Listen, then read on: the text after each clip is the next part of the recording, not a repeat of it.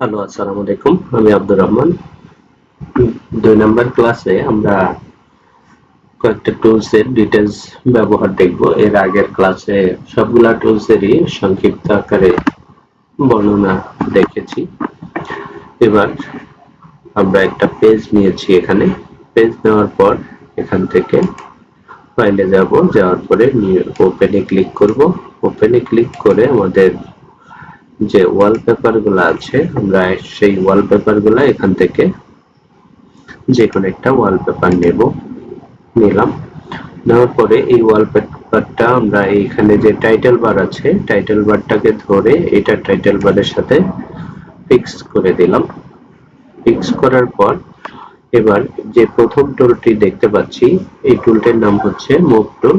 এটার কাজ হচ্ছে, আর এটা শর্টকাট বাটন হচ্ছে কিবোর্ড থেকে শুধু ভি প্রেস করলে এই বাটনটা হয়ে যাবে। আমরা যদি এই যে ভিতে চাপ দিই, এই যে ভিতে চাপ দিলাম, এখানে সিলেক্ট হয়ে গেল। আর এই মুভ টুলের কাজ হচ্ছে যে কোনো ইমেজ বা যে কোনো কিছুকে মুভ করা। এর জন্য আমরা এটাকে মাউসের লেফট বাটন চেপে ধরে এই পেজের মধ্যে এসে আবার নিচ্ছি, এটাকে ধরে এই পেজের মধ্যে গিয়ে এখানে ছেড়ে দিলাম, তাহলে ইমেজটা মুভ হয়ে চলে আসলো। এটা হচ্ছে মুভ টুলের কাজ। আবার ইমেজটাকে যেখানে অটো সিলেক্ট দেওয়া আছে এটাকে দিয়ে যদি এখানে ক্লিক করি ইমেজটা অটোমেটিক সিলেক্ট হয়ে যাবে। এবার আমি কিবোর্ড থেকে ডিলিট প্রেস করলাম, চলে গেল। এরপরে এখান থেকে আমরা দেখব হচ্ছে রেক্টেঙ্গুলার মার্কি টুল। রেক্টেঙ্গুলার মার্কি টুল হচ্ছে কোনো ইমেজকে বা কোনো কিছুকে রেক্টেঙ্গেল আকারে সিলেক্ট করার জন্য ইউজ করা হয়। যেমন আমি এই বারটাকে যদি রেক্টেঙ্গেল আকারে সিলেক্ট করতে চাই এভাবে, তাহলে এই রেক্টেঙ্গেল টুলটা ইউজ করতে হবে। সিলেক্ট করলাম, মাউসের লেফট বাটন চেপে ধরে এখানে এনে ছেড়ে দিলাম, এতে করে এই বারটা সিলেক্ট হয়ে গেল। এবার এটাকে মুভ টুলে ক্লিক করে এই বারটাকে ধরবো মাউসের লেফট বাটন চেপে ধরে, এবার নতুন ডকুমেন্টের মধ্যে নিয়ে এখানে ছেড়ে দিব, তাহলে এই বারটা এখানে চতুর্ভুজ আকারে সিলেক্ট হয়ে চলে আসলো। এটা হচ্ছে এই রেক্টেঙ্গুলার মার্কি টুলের কাজ। এরপরে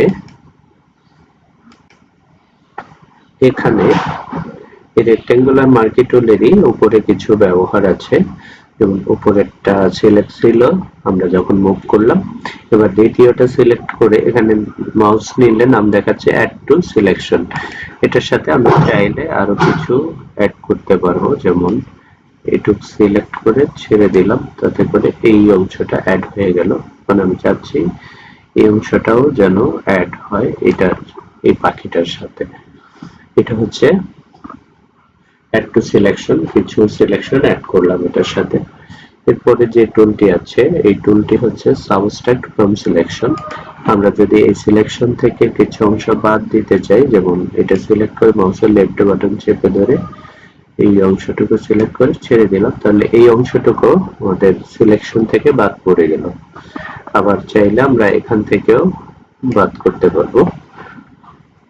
এরপরে যে এটি আছে ইন্টারসেক্ট উইথ সিলেকশন, এটা হচ্ছে দুইটা অংশের মধ্যে যে অংশটা কমন থাকবে ওই অংশটাই থাকবে। এবার আমি যদি এখান থেকে এই অংশটা সিলেক্ট করি, তাহলে আমার এখানে কমন হচ্ছে মাঝখানের অংশটুকু, এই অংশটুকু বাদ দিয়ে বাকি সব চলে গেল। এটা হচ্ছে এই টুলটার কাজ। এবার আমরা এটাকে ধরে মুভ করে অন্য পেজের মধ্যে নিয়ে ছেড়ে দিতে পারবো। আবার এই পিকচারে গেলাম, যাওয়ার পরে এখান থেকে আমরা যদি চাই আরেকটা ইমেজ ওপেন করব, যে কোনো একটা ইমেজ।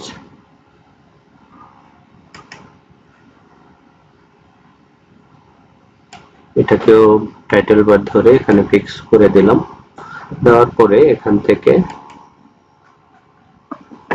কন্ট্রোল ডি দিলে এটা সিলেকশনটা চলে যাবে, ডিসিলেক্ট, অথবা এটা থাকা অবস্থায় এই টুলটা সিলেক্ট করে খালি জায়গায় ক্লিক করলেও চলে যাবে।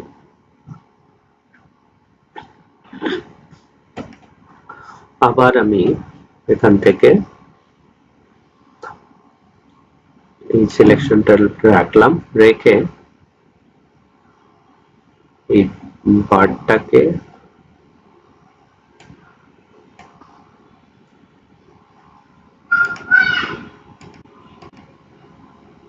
কন্ট্রোল ডি দ্বারা ডিসিলেক্ট করে দিলাম।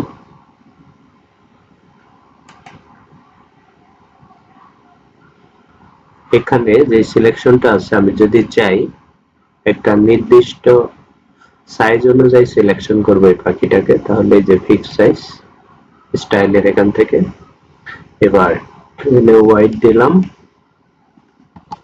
300 পিক্সেল আর হাইট দিলাম 300 পিক্সেল। এরপরে আমি যদি এখানে ক্লিক করি ওই 300 অনুযায়ী সিলেক্ট হয়ে গেছে, যেখানে ক্লিক করি ওই 300 পিক্সেল অনুযায়ী সিলেক্ট হয়ে যাচ্ছে। কন্ট্রোল ডি দিলে আবার ডিসিলেক্ট হয়ে যাচ্ছে। এরপরে আমি এটাকে ধরে মুভ টুল দিয়ে এখানে এনে ছেড়ে দিলাম। এভাবে আমি নির্দিষ্ট সাইজ অনুযায়ী যে কোনো ইমেজকে সিলেক্ট করতে পারি ফিক্স সাইজ রেশিও দিয়ে।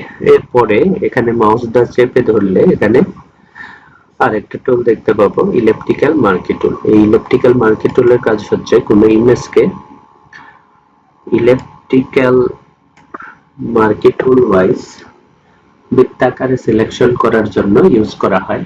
এবার এই টুলটা সিলেক্ট করে মাউসের লেফট বাটন চেপে ধরে ছেড়ে দিলাম। এরপরে মুভ টুল দিয়ে এটাকে আমরা চাইলে যে কোনো জায়গায় নিয়ে নিতে পারবো এভাবে বৃত্তাকারে সিলেক্ট করার জন্য। আর এই ইমেজটাকে আমরা যদি ছোট বড় করতে চাই কিবোর্ড থেকে কন্ট্রোল টি প্রেস করব, এরপরে এখান থেকে ধরে এভাবে ছোট বড় করতে পারবো, কিন্তু এতে করে সাইজটা নষ্ট হয়ে যাচ্ছে। আমরা যদি অল্টার শিফট ধরে এরপরে ছোট বড় করি চতুর্থ সাইড থেকে একসাথে ছোট বড় হবে এবং কোনো দিকে আঁকা বাঁকা হবে। এরপরে আবার আমি ওই পেজে গেলাম, যাওয়ার পরে এখান থেকে এটাও সেম যে ফিক্স রেশিও অনুযায়ী ফিক্স সাইজ অনুযায়ী সিলেক্ট করা যায়।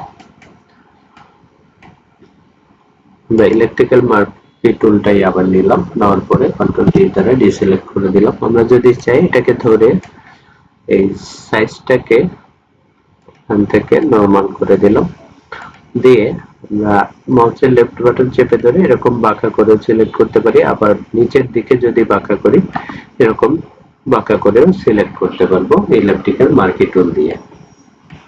এরপরে যে টুলটা আছে এটা হচ্ছে সিঙ্গেল রো মার্কি টুল। এটা দিয়ে আমরা রো ওয়াইজ কোনো ইমেজকে সিলেক্ট করতে পারবো।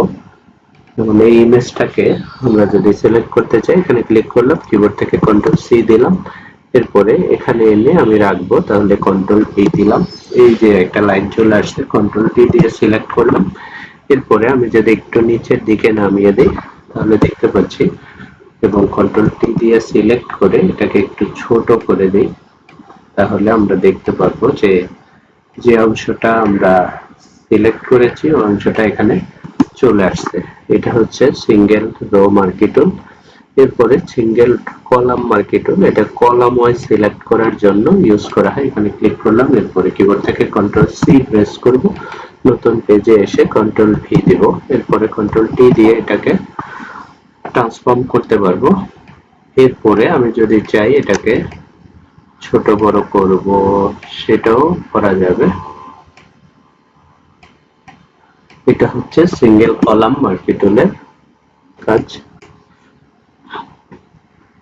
তাহলে এই ভিডিওর মাধ্যমে আমরা এখানে বেশ কিছু কাজ দেখলাম। এরপরে আমরা এখানে আরেকটা জিনিস দেখব, সেটা হচ্ছে ফেদার। যেমন এখানে ইলেকট্রিক্যাল মার্কেট টুলে সাধারণত আমরা এইভাবে, এটা ফিক্স সাইজ আছে, আমরা এটা নরমাল করে নিলাম, কন্ট্রোল ডি দ্বারা ডিসিলেক্ট করলাম। এটা দিয়ে আমরা নির্দিষ্ট অনুযায়ী সিলেক্ট করতে পারি, রেক্টেঙ্গেল ওয়াইজ সিলেক্ট করতে পারি।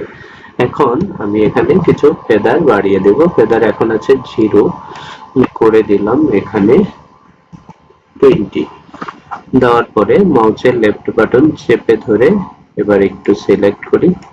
দেখেন আগের বার যে কর্নার অনুযায়ী সিলেক্ট হয়েছিল এবার কিছু রাউন্ড হয়ে গেছে। এবার মাউসের লেফট বাটন চেপে ধরে এটাকে আমি অন্য একটা পেজের মধ্যে নিয়ে গেলাম।